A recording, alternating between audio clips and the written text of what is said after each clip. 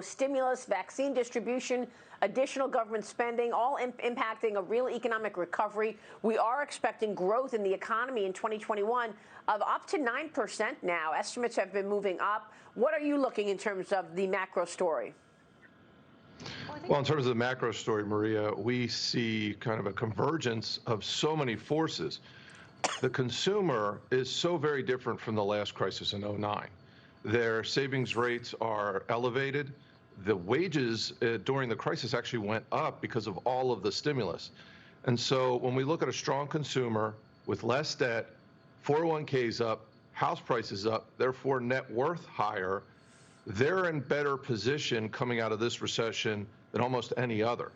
And so there's a lot of pent-up demand after being stuck home for quite a long time, and inventory levels are at record lows. This sets up for a very interesting perfect storm. The return of the consumer, added to normal demand, added to inventory rebuilds, creates really a wave. And now you add stimulus. Now you add 1.9 trillion. It's amazing to me how we throw around the word trillions with ease anymore.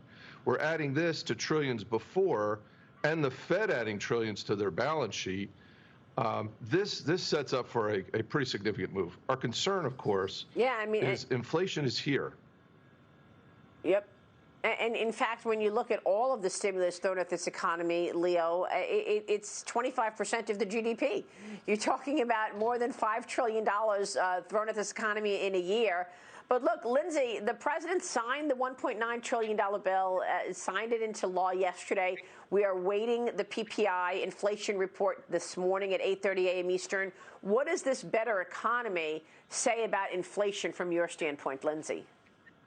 Well, I think when we talk about this type of massive government spending, left unchecked, I should say, without spending cuts or tax increases, as we've talked about before, in the longer run, there will be massive inflationary implications, potentially undermining purchasing power or the economy's longer run potential to return to organic growth. But in the near term, we're still expecting inflation to be relatively modest, aside from a temporary reflation scenario over the next couple of months. So you mentioned the PPI coming out this morning.